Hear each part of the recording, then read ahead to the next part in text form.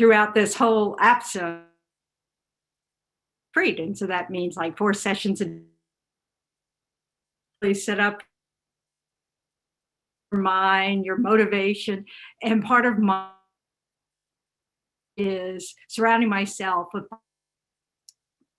So, I thought of you every day, and had this, visualization happening. And that's really supportive. So I don't know if any of you, when you try to set your morning motivation or, whatever your way to start your day is, it can be really helpful to picture not just your immediate loved ones or your friends, but also just this sense of being supported by your Dharma community or other, those who support you both in your mental inner life, not just your, um, you know, daily life. Anyway, so my name's Tendran, for those of you who don't know me. I've been teaching here for a few years, and I've just returned from a break, a retreat break. But also, I was very fortunate, since I'm all vaccinated, to be able to visit my stepmom in New Orleans. She's 92 and doing fine, but really very happy for a hug. So, and then I saw some friends up in North Carolina, and I was just going around collecting hugs. So, from fully vaccinated people. So it was very nice. Anyway,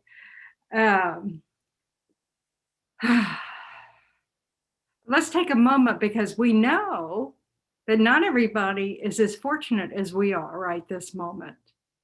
We're able to participate, on an online class, because we're well, because we have resources, because we have conditions that allow for us to do this. So, and that's actually rare when you think about all the people who are struggling around the world. Most of them don't have a computer or internet access,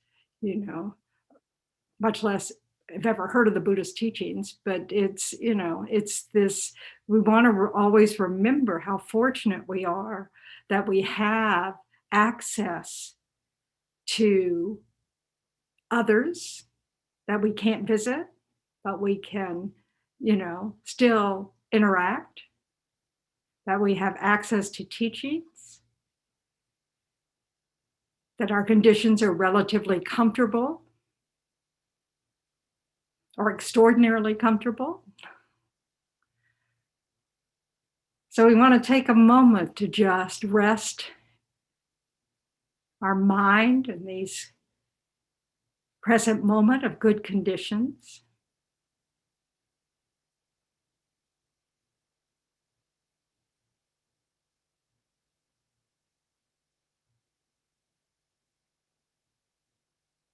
And really imagine that you're surrounded by your loved ones and their loved ones, your mother and father of this life, their loved ones, their siblings, your grandparents, your partner, your children, all their loved ones, your friends, and all their loved ones.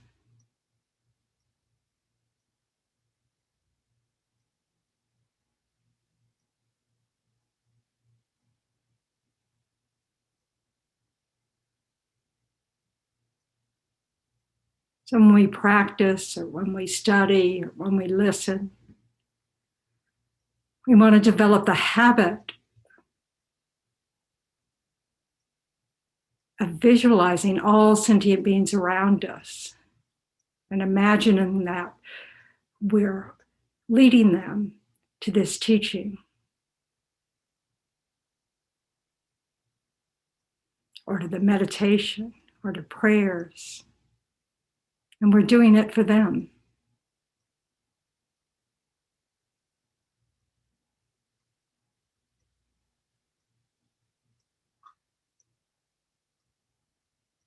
So reaching beyond our good conditions, imagine all those in India, Nepal, and Brazil, and all the countries that are really struggling with getting vaccinations.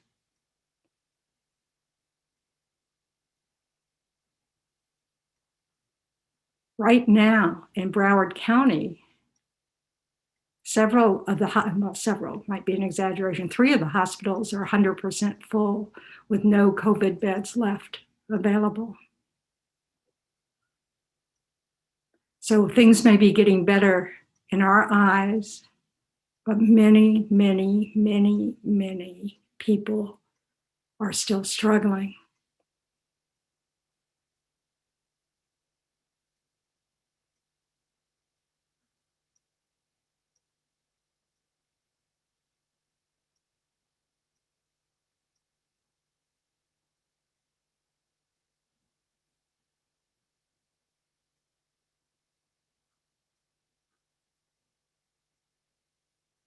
So from this heartfelt space of awareness of the suffering of sentient beings, try to generate the wish that all beings be safe, be happy, be healthy.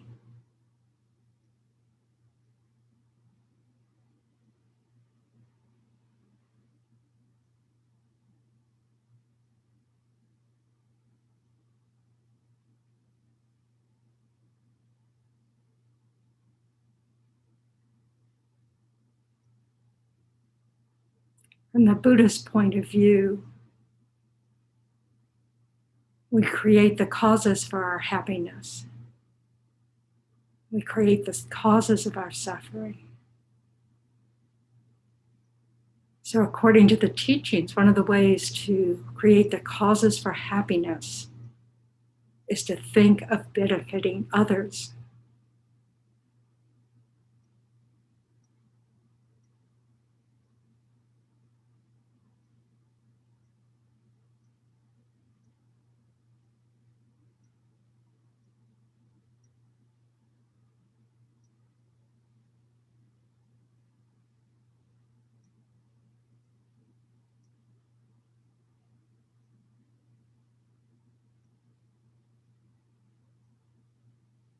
So taking the way you feel about your loved ones, whether it's a child, a partner, your parents, a friend, and how you really wish that they had no suffering, that you would like to be able to do anything you could to relieve that suffering. Let that feeling expand out.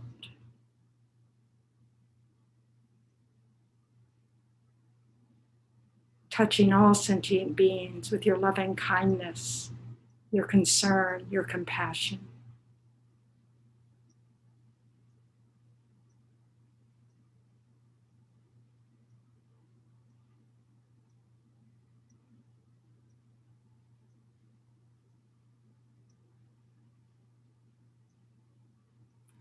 And with that in mind, let's recite the 4 immeasurables. I forgot to open this.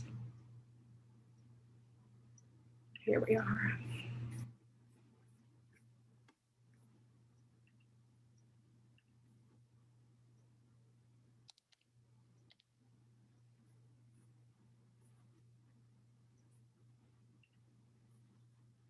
having to relearn this. Okay.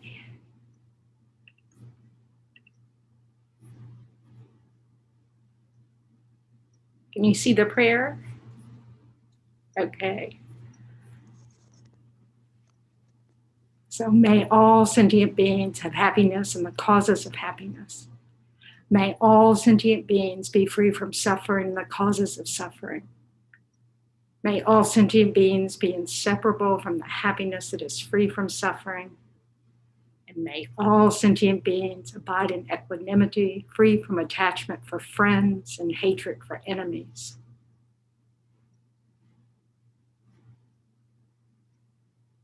And for those of you who rely on the Buddha, the Dharma, the Sangha,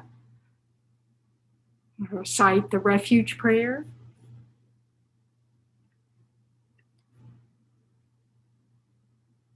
I go for refuge until I'm enlightened to the Buddha, the Dharma, and the Supreme Assembly. By my practice of giving and other perfections, may I become a Buddha to benefit all sentient beings. I go for refuge until I'm enlightened to the Buddha, the Dharma, and Supreme Assembly. By my practice of giving and other perfections, may I become a Buddha to benefit all sentient beings. I go for refuge until I'm enlightened to the Buddha, the Dharma, and the Supreme Assembly. By my practice of giving and other perfections, may I become a Buddha to benefit all sentient beings.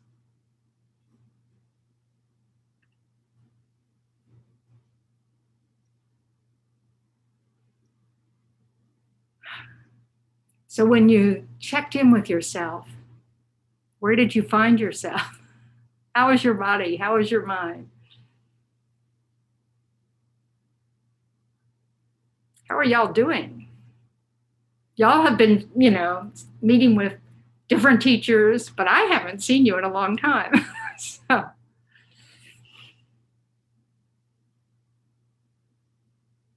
does any one thing come to mind about how you're doing? You know, that unmute button? Grateful, feeling extremely grateful. Well, that's to have the health and the support of the Dharma community and have the karma for this to happen, that I have a support system to help me be a better person and in turn help other sentient beings. So gratitude. I feel the same way. And I had a very hectic morning, but it's like the minute you came on the screen, I could calm down. I'm so grateful for you.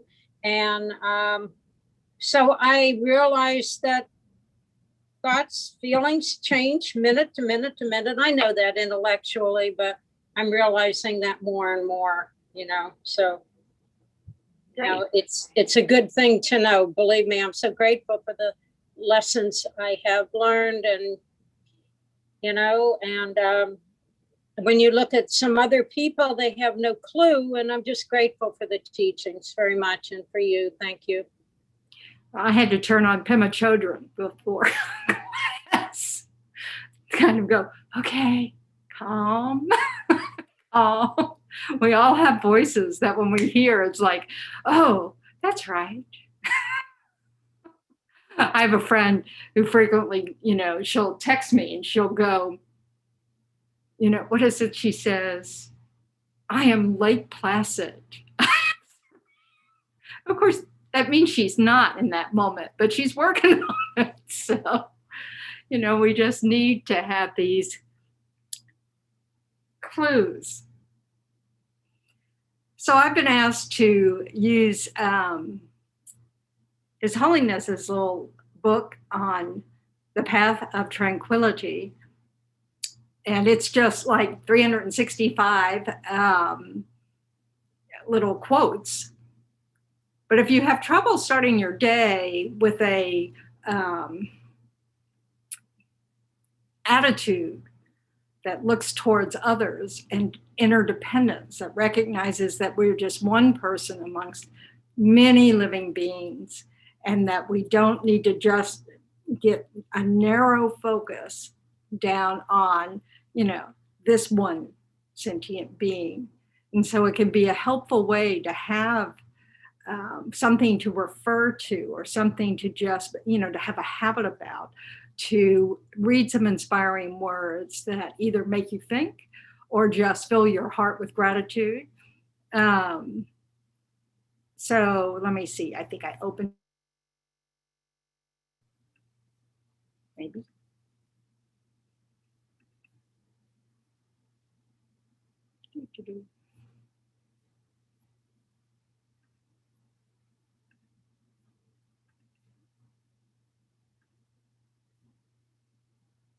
Okay. So this was yesterday's quote, and I thought, I'm curious if people agree or disagree with this. But His Holiness says the very purpose of religion is to control yourself, not to criticize others. Rather, we must criticize ourselves. How much am I doing about my anger, about my attachment, about my hatred, about my pride, my jealousy? These are the things which we must check in daily life.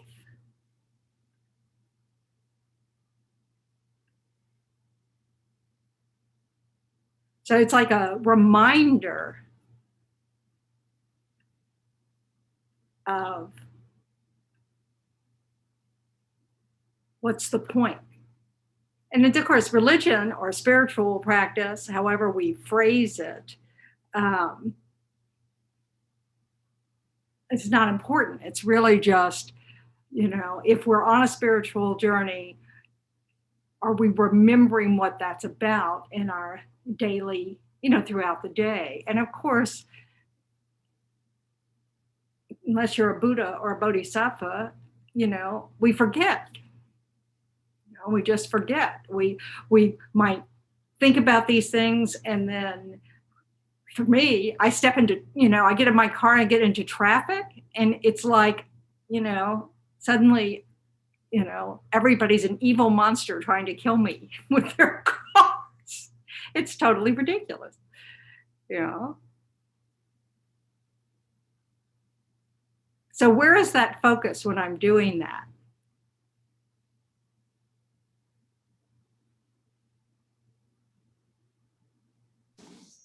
When you're getting angry, your focus is on the others.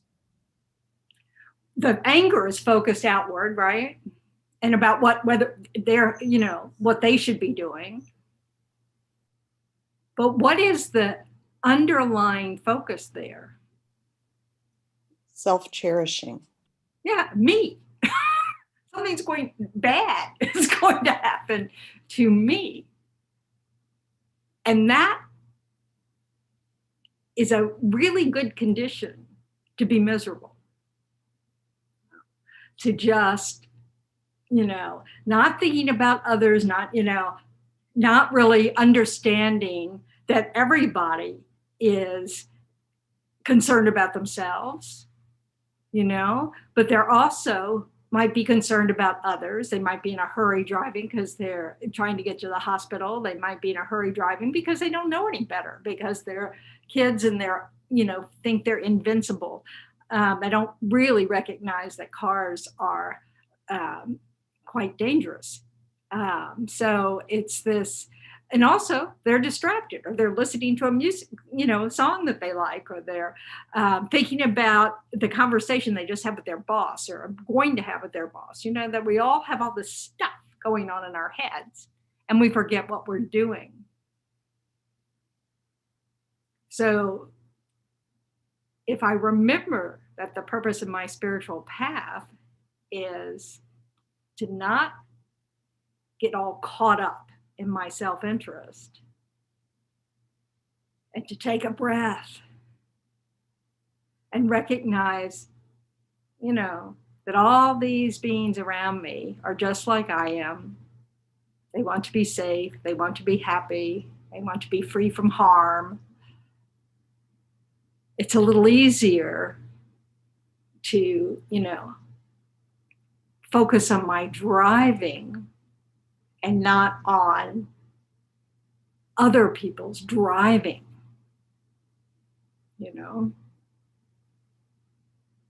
and what they might do to me. Yes, Barry.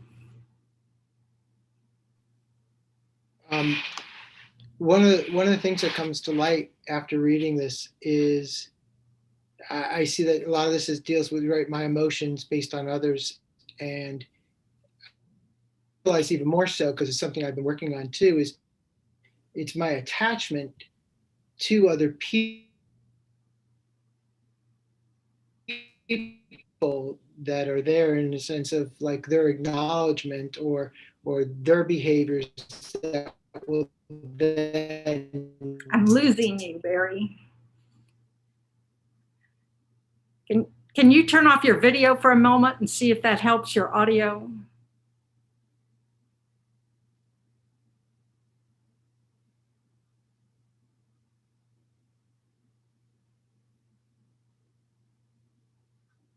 Now we've totally lost him. Okay. There he is. Barry, I can't hear you. Okay.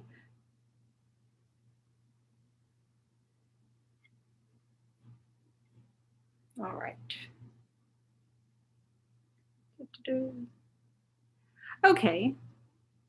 I'm going to get a computer monitor that has a bigger screen so I can see people more easily.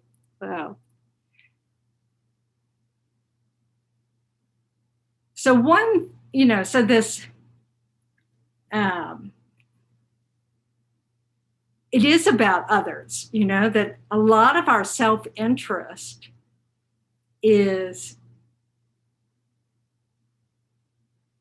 surrounded by these thoughts like pride, my reputation, how did I look, about our attachment to certain people, and if they don't respond to us in the way we want them to, then we get upset. And then and also our attachment to things, and our attachment to food, and our attachment to all these different ways in which we are trying to cater to our desires, that we want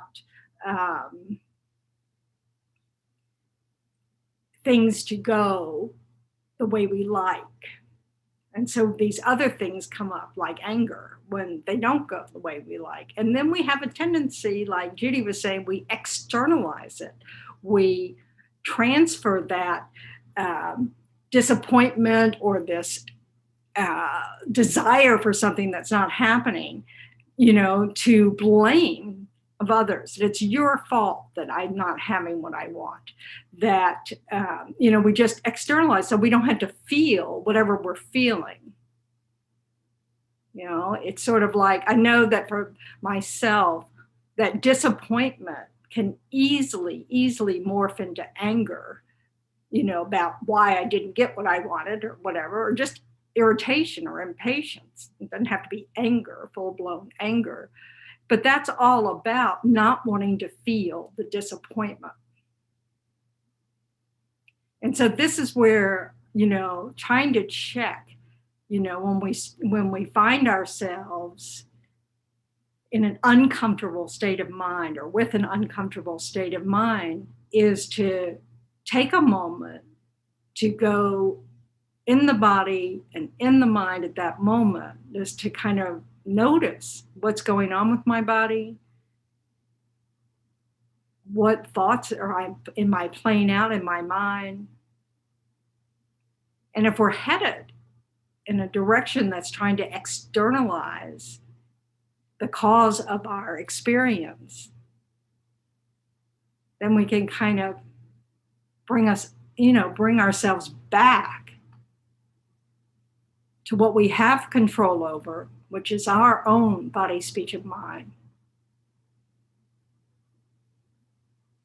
And when we're when we're out of control, so, then it's a way of being able to take strength in this moment, of just recognizing this is just a moment, this is just a situation, it will pass, it's impermanent, it will change. It's not as important as that my body's telling me it is in this moment, or my mind's thoughts might be telling me in this moment.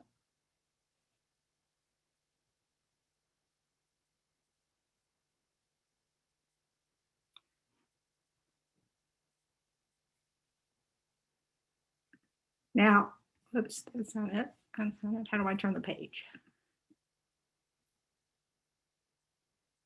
How about there? So this is May 2nd. It's Mother's Day, right? Is this Mother's Day? Or is that next week? Next week. Oh, Next I have a card to send. Okay. I was thinking it was today. I was holding it. The May 2nd selection is We know that to wage a nuclear war today, for example, would be a form of suicide, or that to pollute the air or the oceans in order to achieve some short-term benefit would be to destroy the very basis for our survival. As individuals and nations are becoming increasingly interdependent, we have no other choice than to develop what I call a sense of universal responsibility. So if we put these 2 days together,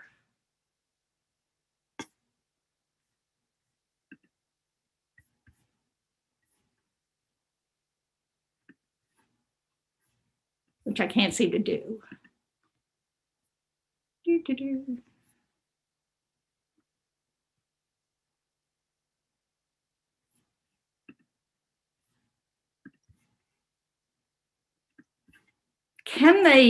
Can we see their relationship with each other?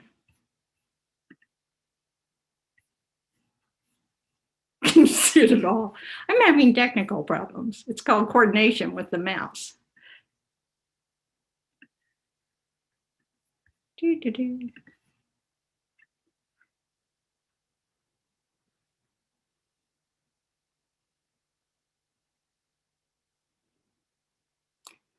So our inner, instead of externalizing everything, but rather looking within and looking at, what am I doing about my own inner turmoil, you could say, my anger, my attachment, my hatred, my pride, my jealousy.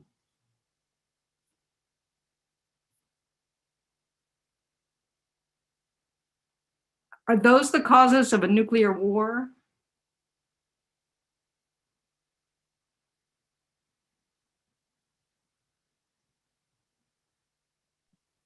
Yes. Okay, that's Sorry, my camera doesn't, I don't know why it's not working. It's, um, yes, that self-cherishing is the root of all conflict, isn't it? And ignorance. I'm asking. Yes, I think it is. Why would that be? I mean, we need to use our reasoning. Well, I know that when I hear rhetoric about nationalism, about, for vaccines or for immigration, this is our country, this is for our people. It's like, what did you do to earn, other than your karma, which I don't think is the way that it's being looked at, that why are you entitled to more resources than someone because they live 5 miles in a different direction? It's all constructed by humans, borders, and I don't know, it's just that sort of nationalism and that sort of thing seem to be rooted entirely in self-cherishing. So what is the person, so let's look at that. So in some ways you could say this is like national self-interest, but national self-interest is made up of who? Whoever represents us, right? So our politicians, our Congress, our representatives, our president in this country, so they're the ones making these decisions about whether to wage a war or not, whether to write laws about the environment or not, as well as heads of, corporations or individuals in a corporation, say the person who decides to dump some waste into a stream rather than taking it to the appropriate facility because they need to get home, they're just in a hurry. It isn't that suddenly we come together as a group and then make a decision, is it? It's people in power reacting from their own self-interest, interpreting it for everybody else in their area, whatever they're, and making a decision based on that.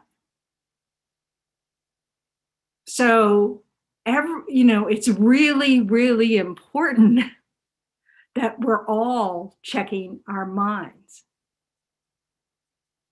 that we're all making decisions from what, like His Holiness says, universal responsibility, that it isn't just about me, that my actions of body, speech, and mind affect those immediately around me, the people we have power over, such as children, employees, whatever situation where your power differential is greater than someone else's, it's going to have an impact on them. And so leaders of nations or of corporations or just all these people, have this situation where their decisions impact the people around them. And this is just all a matter of degree, isn't it? It's just how many people you have in your sphere of influence, say. So we may think that, it's much more important to think about, whether we're going to war than it is to think about what is my mind. But the war comes from the mind. They are not separate.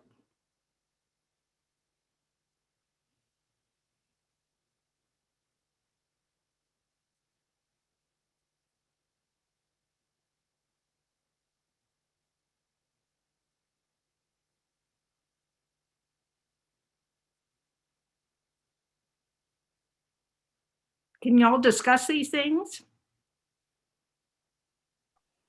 For me, at least the first one, and just like you said it's like right now I'm thinking, what is my responsibility? So May 1st looks for what I'm responsible, and I have to be honest.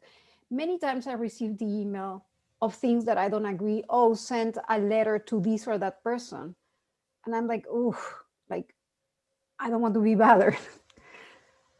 So I am also responsible. Or so May 1st is telling me, find out how are you responsible in these things. And even I feel content has a lot to do with that. Okay, I'm good, so why even bother? But there's other people who I need to express myself, or I don't want confrontation or stuff like that. So I'm like, I stay a little away from it. And that's also not very good, because at the end, we're interdependent with this COVID-19 really showed us, right? So for me, it's that May 1st is asking me, okay, how I am responsible for that. Yeah, so this is the thing, isn't it? We really want to look deeply at our interdependence. This is not a declaration of becoming a social activist, but it is saying, don't kid yourself. We are interdependent. What our country does matters. What the company we work for does matters. What we do in our own sphere matters, because it has impact on others. And, this is that, remember the old phrase from the, I think it was from the environmental movement of, think globally, act locally. We want to be involved. We want to understand what's going on in the world. Not necessarily by watching the news, but just this being involved in things that let us, how are people faring in the world? is there anything I can do to help? Is there some policy being discussed that, I can put my 2 cents in, you know? But first, we really do need to take care of our own mind, find out where we're coming from so that we don't lead with anger, that anger doesn't pull us around, but that instead we lead from a place of compassion.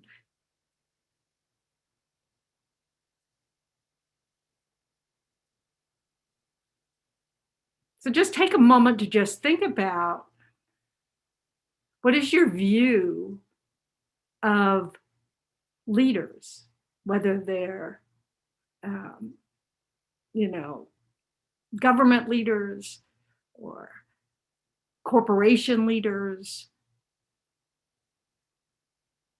whatever kind of leader you can think about. But what is your view of them? What is your go-to attitude towards them until you start thinking of individuals? Do you have sort of a, oh, they don't care about the rest of us, or they're just interested in the bottom line, or they're just blah, blah, blah, blah, blah, or they're just interested in their nation's power, whatever it is? Do you have those kinds of thoughts? Is it possible to think of them from the perspective of an individual who has, these other thoughts? Anger, attachment, hatred, pride, jealousy.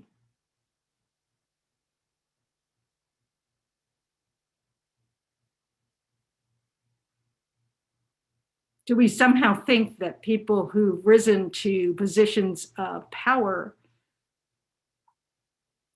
just have these things under control, or they wouldn't be successful? Or maybe it's just the opposite. We think, oh, you've got to have really strong pride and envy to want to be head of something. It's like, how many of us would want to be president of the United States?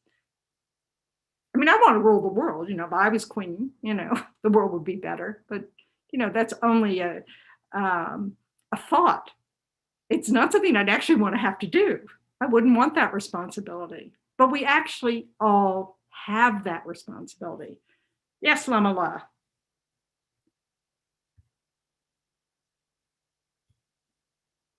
Lamo, you're muted.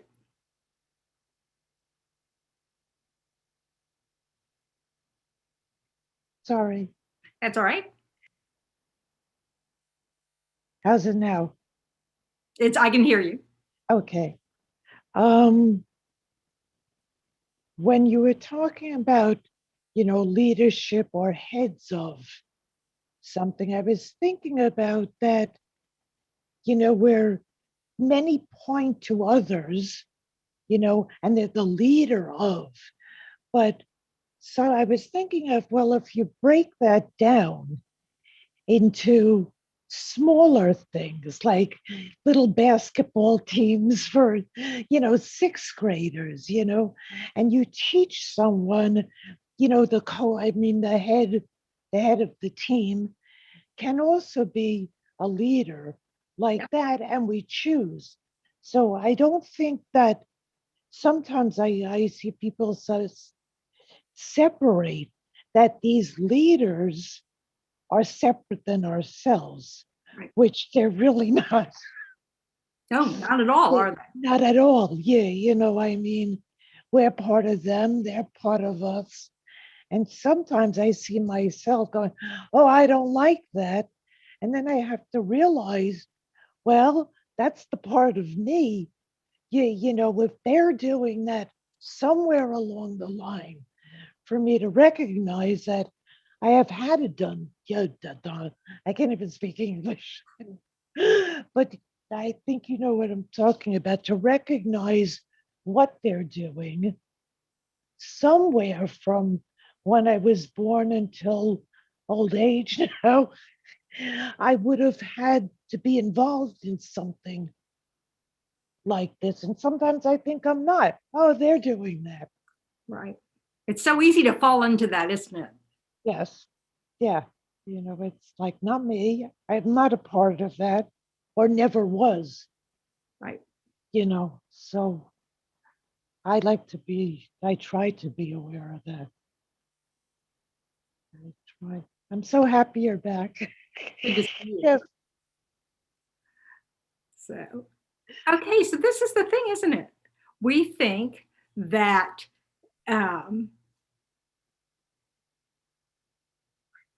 when it's convenient, let's say, we kind of like to put situations and, into this other category, not me. No, I don't think that way. So if the Buddha said, to you, yeah, well, you couldn't be part of this planet if you didn't create the cause for it. Where does your mind go with that? I mean, is that just sort of like too big to think of things that way?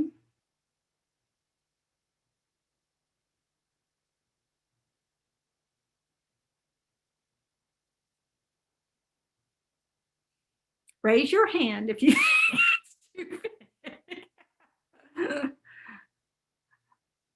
Did y'all talk much before? It can feel overwhelming to Yes. have that type of thought, right? Yeah. Sometimes I have to turn off the news for that very reason. I just start to feel like, oh my goodness, so much suffering. And I don't want to, my mind's not going in a supportive direction.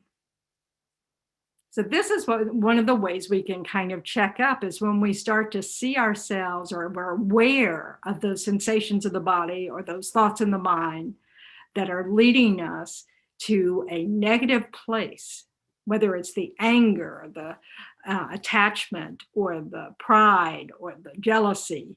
When we can feel that, when we're allow ourselves to observe what's going on and then perhaps find a label for it to help us know, okay, what can I do about that?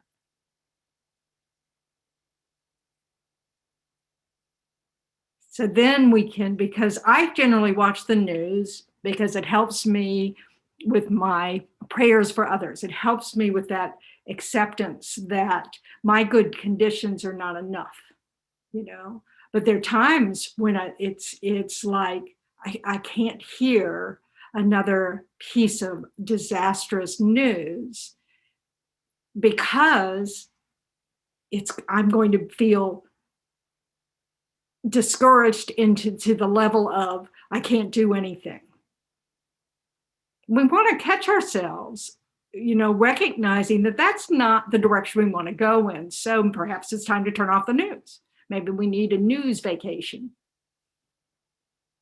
And then other times we might think, we might get in that place Cecilia was talking about, kind of like, oh, things are good. So I don't have to, so the world must be good because things are good for me kind of attitude. You don't, consciously think that way, but we just kind of set everything kind of, we just don't go there because we're in a good place. Those are the times to turn on the news. So this way we can keep some balance. We're just focused on our little world so that we don't have to worry about anybody else's. Maybe that's forgetting our universal responsibility or how interdependent we are. So one tool, I know Peggy has mentioned it before, but one tool that the FPMT has made, has created there's an app for this. So the inner job description app.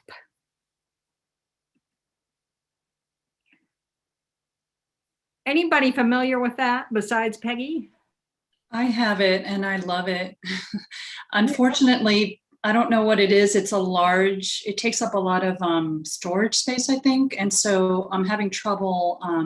It doesn't function fully on my phone. Like I don't get the alarms, the little dings, and I don't, when a message pops up or a teaching, I can't read the. Whoops, you've muted yourself. It's a great resource. I love it. Yeah, I do too. And so, please report all problems to the appropriate people so that maybe they can tweak it. Of course, everybody's in lockdown, so I don't know who's working on anything. But let's see. I have.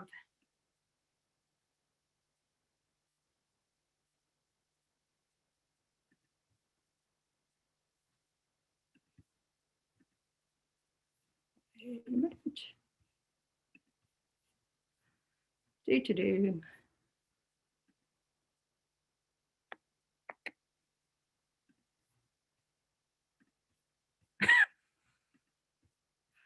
Okay.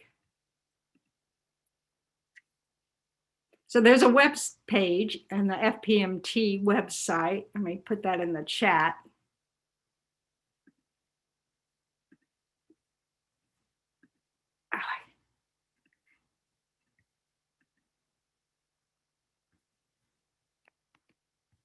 Well, that didn't work. Oh, it's down here. Okay. Okay, so on this page on the FPMT site is lots of information on how to use this app. And the app is a way of tracking the things that the Buddha taught us to be mindful of. So I've also got,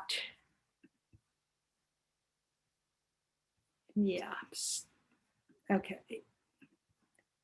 So a paper and pen version of this app.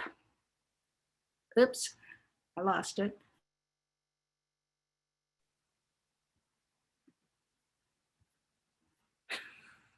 I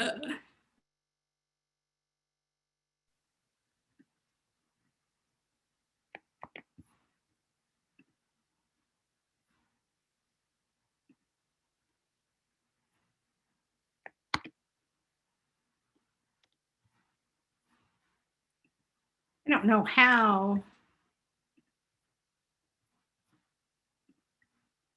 Okay. Does people see an enter a job description card on their screen? Yes. Can you see all of it? No. Because I'm blocking you with you. No, it's just not. If you scroll down just a little bit. I don't mean all of it. I mean just. Oh, yes. Yes. Okay. Because I'm looking at you guys, not looking at the screen. So the paper and pen version of it, this inner job description started as a tool developed to help the staff and volunteers at FPMT Dharma centers and the FPMT, international office, the education department, these different places, to be able to work together better. So that's why it's called, an inner job description. And so so part of this is the bodhicitta attitude. The bodhicitta attitude is that attitude that wants to become enlightened for the benefit of all sentient beings, which means, whatever you're doing, you're trying to do it with that, with the thought that, am I benefiting sentient beings? Is this what I'm doing? Am I thinking of others? Am I remembering that I'm not here alone? I'm part of an interconnected community. And so, one of the things it talks about is, do I think of, I will think of others more than myself. I will make a difference. I will provide whatever beings need. These are not small things. I will respect center rules and the 5 precepts. So that's, that's about working at centers, so that's why that's there. I will remember that samsara has problems, even when things seem good. So that's about, cyclic existence, not just looking at, we're not just alone, according to the Buddha, we're interdependent with all sentient beings. Everything that happens is a dependent arising. But it's not just this life alone. So samsara, or cyclic existence, is reminding us that life after life, so we bring stuff with us. We're experiencing the results of actions performed in the past. And then it goes into the 6 perfections, which are the activities of a bodhisattva, such as generosity, morality or ethics, patience, joyful effort, concentration, and wisdom. And then skillful communication, because after all, this was about working together, speaking truthfully with kind words, praising others, promoting harmony, peace, unity through speech, keeping confidences, unbiased listening, patient listening, listening with interest. So that's one part of it, is just, thinking of what things you're going to work on, not all at once. And then when you catch yourself doing one of these things, you can rejoice in that. So you can, check this box. If you catch yourself not doing it, you can regret it. And then that evening before you go to bed, do a purification practice.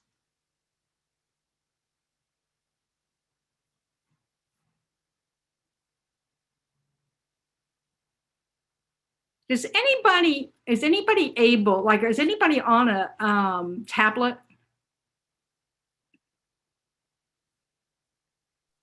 Yes. I shouldn't ask it that way. Anybody have this app on the device they're using? No. Mary, do you have it on what you're using?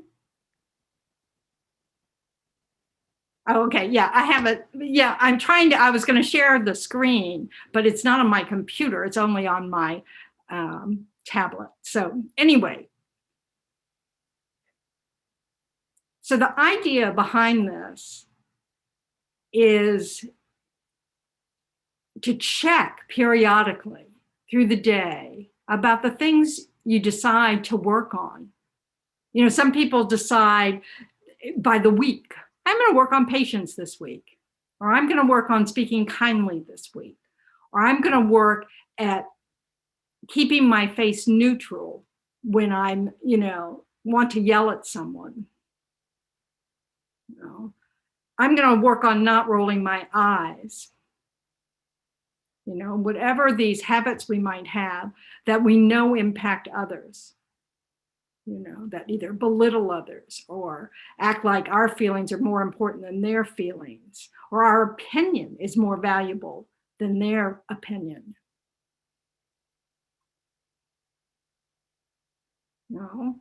So it's a way of, people, like Tali was saying, was, the reminders, the app has, you're supposed to be able to set reminders, and it'll remind you twice a day or 8 times a day, whatever you need. But you can just set, your own, your phone timer thing to just remind, to go with a reminder saying, check your IJD in our job description. You look for the app. It's I think these days it's called the Inner Job IJD Mindfulness something or other. I've looked it up because I couldn't find it. I have it on my thing, but I wanted to make sure the link to getting it you could find. I couldn't find it at first.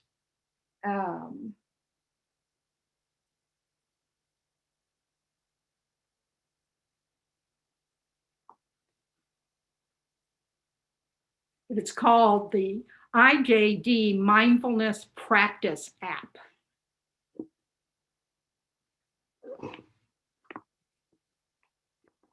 if you try to look it up by inner, you get lots and lots of suggestions. So I don't recommend that. Anyway, so tools like this can really help us stay on track. I don't know if any of y'all ever have the experience where, oh, you finally decide to think about how you've been doing this week and you kind of realize you haven't thought about it at all, for 3 days, which isn't bad. Sometimes, we can go, oh, it's been months, but it's just about helping us, because that's what mindfulness is. The word mindfulness in Buddhist practice is, that translation term is really getting to remembering, not forgetting the object being how we treat others, and these are just suggestions about ways in which we might be able to improve our interactions with others.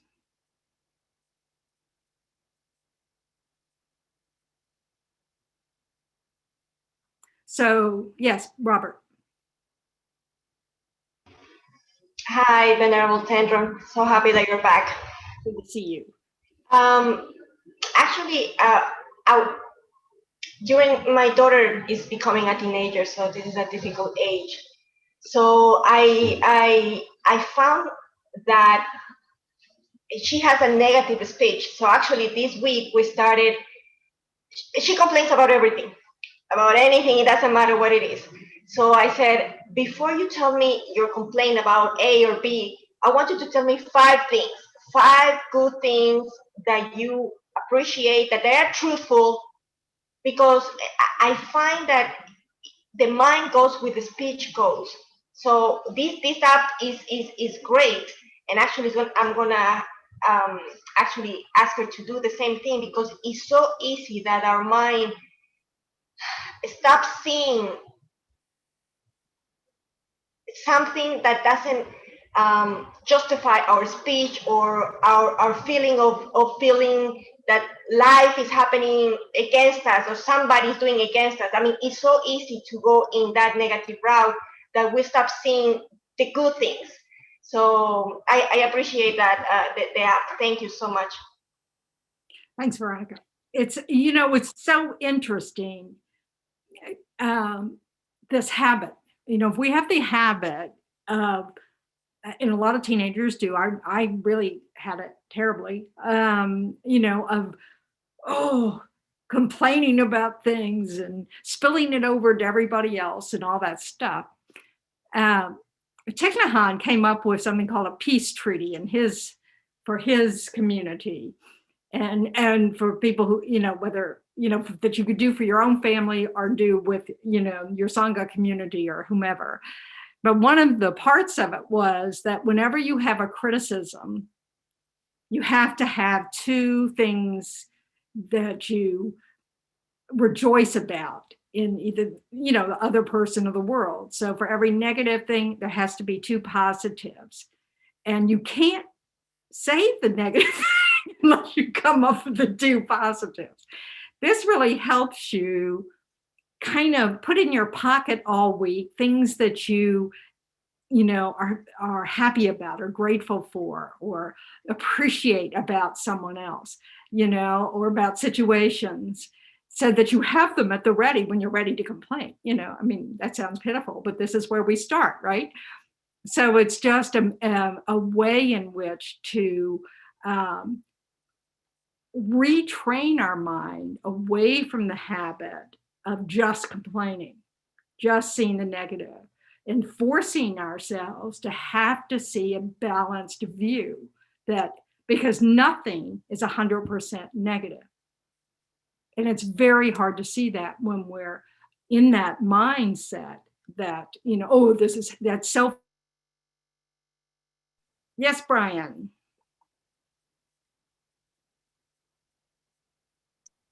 Hi, Venerable Patrick. Welcome back. I just wanted to say what you're talking about. I'm losing your audio. Can you just turn off your video? It might help. Is that any better? Yes. I was just gonna say that one thing that helped me a lot, is just constantly focusing on my breath. I still can't hear you. Are you still walking? Hold on.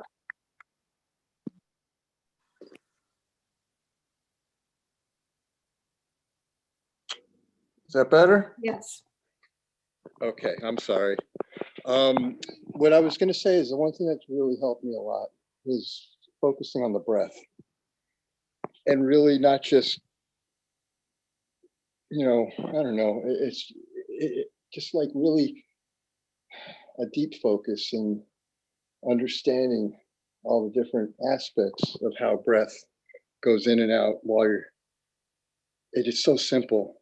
It's so simple. I mean, I sit there and I do it anytime that I find myself idle.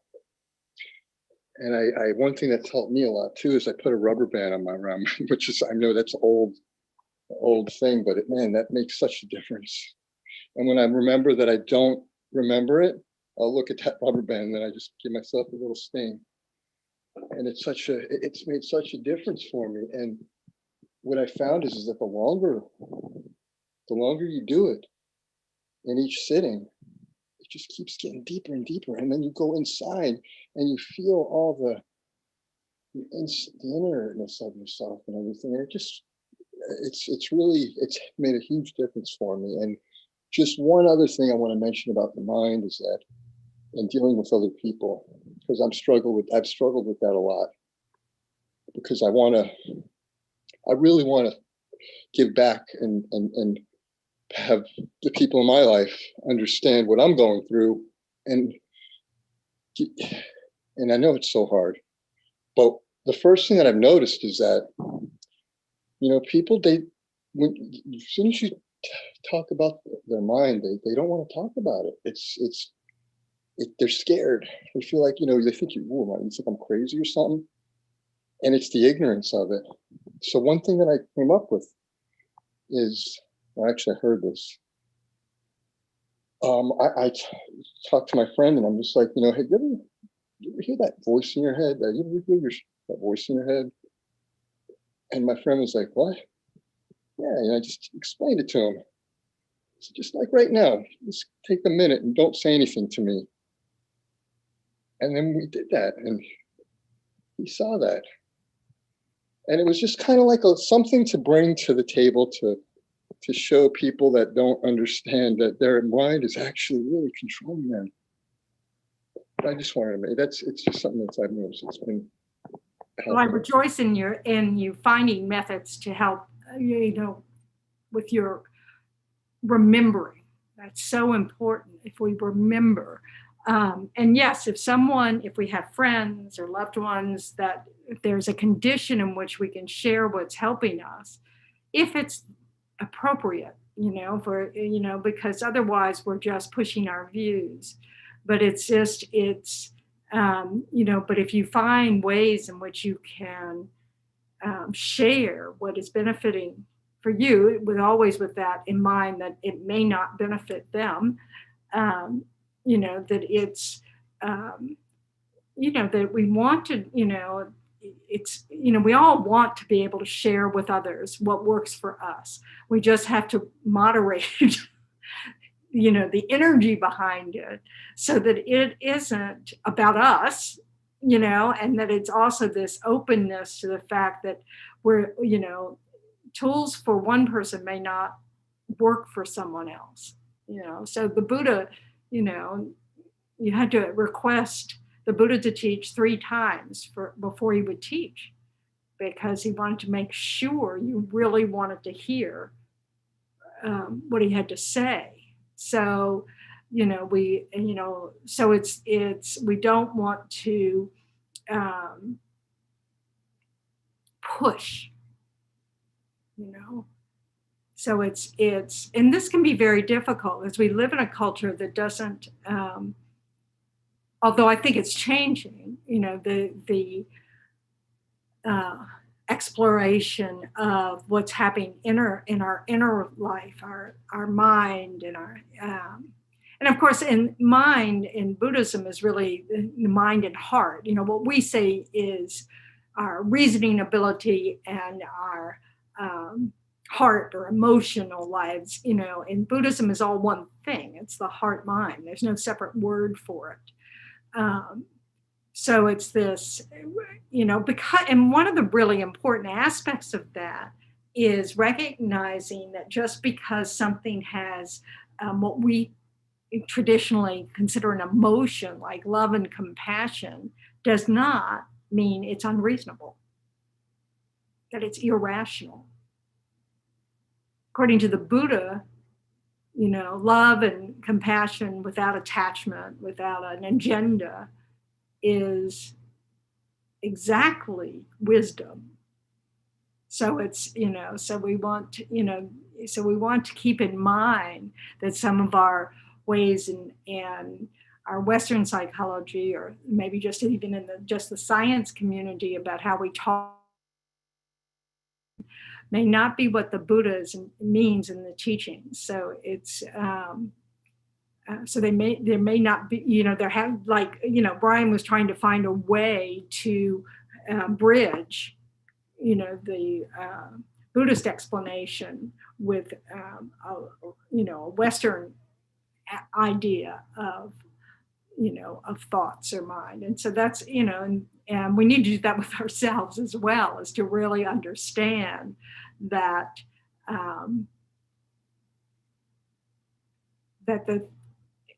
it's really working towards finding that peace within, that ability to,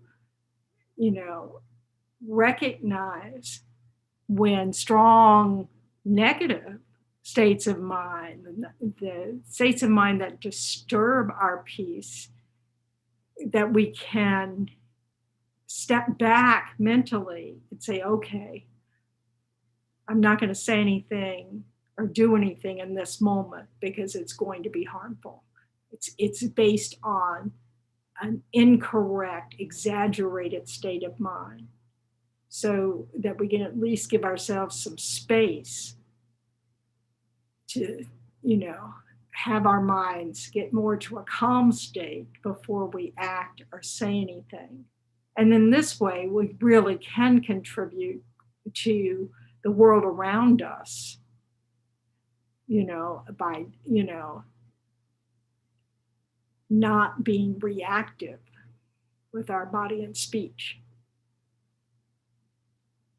But with our mind, it can take a lot longer. We have trained our mind since beginningless time in sort of self-preservation, self-interest, self-cherishing, this idea that we're, in our country, it's this independent, what are we talking about interdependence? It's just, it's almost a negative thing to declare our dependence. So, we have to keep that in mind as well, that we have these very ingrained attitudes that direct how our perspective. And so we want to always try to enlarge our perspective. So I think that looking at the two different days in this book, the May 1st and May 2nd, May 1st being, this idea that we have to, instead of criticizing all those around us and everything that's happening around us, we need to look within to see, are we working on our own anger or hatred or jealousy? The reason why we want to look at those is because they're an exaggeration of something. They're not correct. Hatred is an exaggeration of negativities. Attachment is an exaggeration of good qualities. Oh, if I get that, more, if I can finally get to see people in person live, then my life will be perfect again, and of course that's not true. So it's, so when we have those thoughts, oh, I'm going to lose my mind if I can't just go about life as usual. Now, y'all all might be doing that, but this past year has been quite, kind of different than that. Even if we are going out to work, our physical personal space has changed, all those kinds of things have changed. So it's, but we can build it up to such a negative situation that we can literally fool ourselves into thinking everything will be just fine when this ends. And of course, that's not true. So, gosh, it's 12:50. Oh, I have an important commercial break. So next Sunday, we'll start at, for those of you who care, we'll start at 10:30. So we'll have a 25-minute meditation before class starts, just like we did before I went on retreat break. So, so those of you who like to sit before class, please join us at 10:30 instead of 11. That derailed me entirely. Okay. So I was thinking about, again, this idea that our inner work and then the outer situation of the world, they're related. So when we do try to speak up, bring our voice to the discussions of the, difficulties around the world, that we can come from a place that understands interdependence, understand that everybody's operating under this self-interest. So, and that obscures our ability to listen, to speak kindly, to listen attentively, so we want to, keep that in mind so we can create more space. My stepmom and I always try to have some serious conversations when I visit because we come from very different viewpoints. And so, at 92, she's still willing to listen to someone who disagrees with her, which I really applaud. So, we have these difficult conversations, and they are difficult.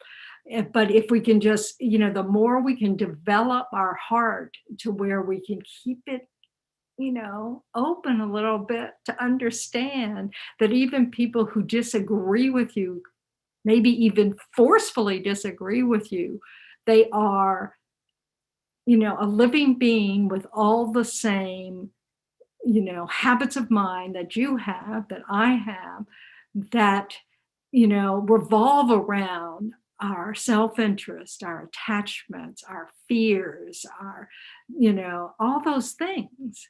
So nobody's really coming from this kind of, there is no such thing as this sort of objective neutral stance. It's all of our filters that we're bringing into it. And even our need to change someone's point of view. I want them to think this way. And we have it in our mind because I'll change the world, right? When really we just, it's probably about our reputation. I don't want anybody to think I'm related to you. It's, which, sounds really ridiculous. But sometimes if we look in our mind, we're having ridiculous thoughts. So we want to be aware of this energy that's there, this, of wanting it to go our way, this energy of wanting to avoid things we don't like, this energy of, of jealousy. Oh, when someone has it better, it's, we want to be aware that these energies of our mind are present when we interact with others so that we can guard against acting from those places or speaking from those places. So we can step back mentally and take a few breaths and remember, oh, that's right, this is a human being just like me, the same wants and desires, the same desire to be happy, to be free from fear, to be free from harm, who want their children to be safe, their loved ones to be safe, and we have different views on how to achieve that. But that our feelings about these things, just that gut, oh, I want to protect my child, from all harm. I want to, that is the same. So, okay. Have people said hello to each other? Do you mind saying hello to each other? If those of you who want to, we'll break out into little 4 people groups or something. No, we won't. Sorry, Venerable Tenor. I didn't have that set up, and I did think of it last minute. That Oh, no worries. Not a problem. I'm trying to have it ready for next week. Okay. Okay. So, yes, Robert. When you're in so say like day one, attachment and all that. So for instance, the 3 of us are here, Veronica and Bianca. So when you're upset about something or attached or exaggerating the negative or my life will be better if I do that, and one of us says to each other, no, but you're exaggerating the thing. Exaggerating. Yeah. Or we do it ourselves, we catch ourselves. What I'm trying to ask is, I know you have to continually to study the Dharma and work on our mind, but what is an antidote or something positive you can do? Because for instance, when you say, well, you're attaching it, and you go, well, I know I am, but still, they still did this. Is there something, without just saying theoretically, like, for instance, you're eating a cake and you should lose weight and you say, okay, well, I'll do that as soon as I eat the cake. I'll start tomorrow. Is there something you can do at that moment without just saying theoretically you're exaggerating the negative, because you kind of know you're exaggerating the negative, but it doesn't stop you because you got the yeah, but. You want to go to that yeah, but, you want to use your reasoning for that yeah, but. You want to remember that there's a reason why you don't want to gain the weight from the cake. There's a reason why you don't want to indulge your every wish. So you want to this is why we have to think about these things, when we're just taking some quiet time, so that when we're in the throes of actual activity, we can remember them. So it's that, it's like that rubber band. Okay, right now, health. So I don't want to eat that chocolate cake because, I always feel a little nauseous afterwards, or I always regret it. And when I regret it, I get angry and yell at my partner. So we want to have this kind of thing really thought through. And the way we do that is, not just studying the Dharma, we need to think about it. We need to sit down and think, why would I want, we want to look at the benefits of changing the way we think. We want to look at the disadvantages of not changing the way we think, and come up with our personal reasons of why it's important. Because those are going to be what helps us in that moment to go, okay, yes, but this time I can set it aside. And when we catch ourselves telling someone else, oh, you're just exaggerating that. Does anybody like to be told what they feel?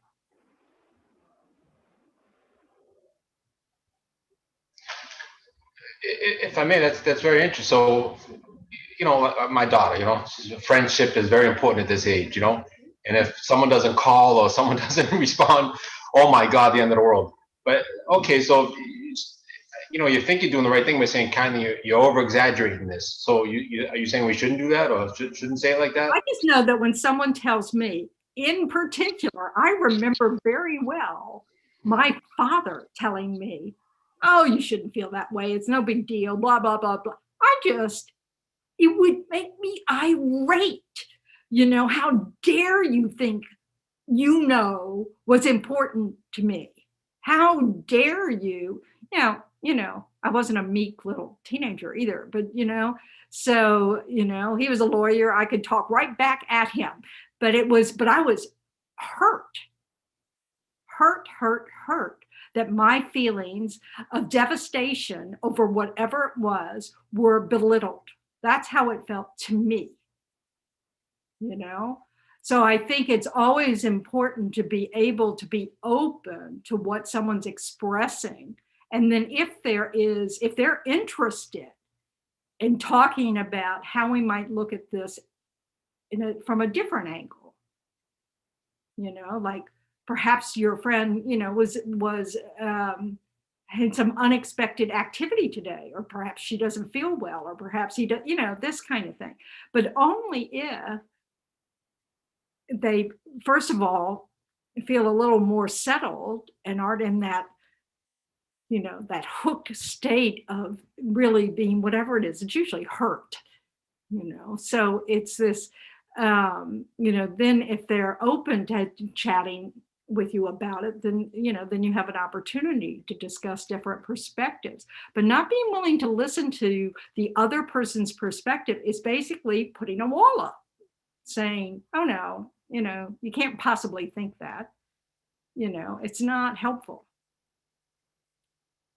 We may have strategies that help us, or that the Buddha, the Buddha said, but really, we don't want to push that onto someone else, because nobody learns that way. We don't change that way.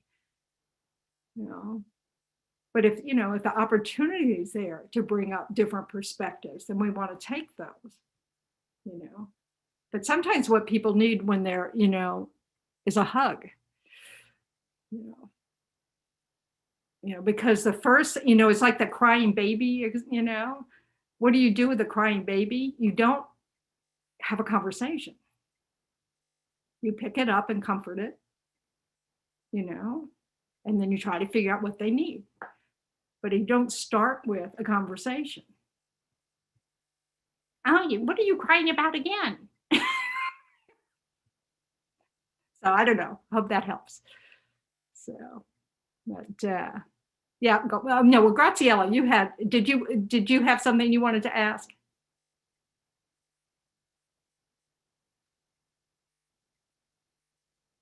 Yeah, I'll make it short so that Robert can follow up. I just wanted to say, I'm so delighted to have you back, Venerable Dendron. Since I am speaking, delighted. But we looked at this thing, the first, the report card, I think it was called, whatever you showed us. Well, the first section has something that says, are you thinking more about yourself or about others? So obvious and basic. But it turns out I'm doing a little presentation today. And I've been so anxious about it, thinking about how I feel and my anxiety and everything. And I'm thinking, what about them? I'm doing it for them. They would like to have me relax, and they would like me. This is a gift. Immediately my feelings of anxiety and everything disappeared, because it's about, I'm trying to do the best I can for them, for the group. And so I'm just so grateful that sometimes we forget the simplicity, something so simple and so important. So thank you. And it becomes simple through remembering. Things become easier with familiarity. It isn't, yes, the words are simple, the idea is simple, but to practice it takes practice. You have to remember. Robert, what was your follow-up? Actually, Veronica. Thank you. Actually, something that you said, that is important to give them what they need while they're in that crybaby mood. But it is, how do I make them realize that what they need is not what they want? Because make someone do that. Okay. We can only show by example, and perhaps, like I said, be able to discuss different perspectives. We can't really tell someone that, you can start looking at the difference between need and want. Probably not when they're hooked. Yeah. But it's just, and also only if you have, a good moment to do it in. But it's just, But really looking at yourself, and what are examples of that that you think, because we have to be age appropriate. We need to do all these things. We have to take everybody, you have to, whoever you're interacting with, you want to be sure to have their point of view in your mind. And if that's hard, that's a good reminder that it is hard to see things from someone else's perspective. So, but the more we can think, like Graciela's saying, that I'm here for you, and that, and if there's an opportunity to share your wisdom, then you go for it. But telling someone how to think might not be the best place to start, or how to feel. Thank you. Yeah. Okay, well, we've come to the end of our time. So thank you. It's very good to see you guys. It's very good to talk about the Dharma again, that kind of thing. Oh. So anyway, so let's take a moment to just breathe and come back into our sense of our body, our mind.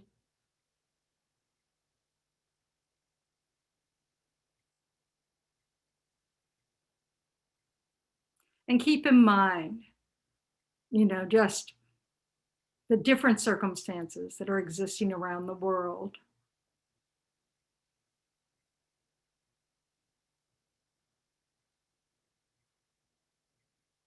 And wishing them well, wishing that all these difficulties would end as quickly as they seem to have begun.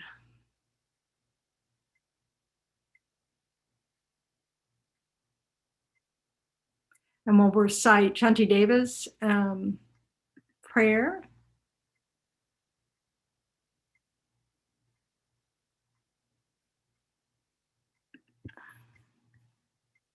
Anybody remember what page it's on? 244, maybe. Yep, 246.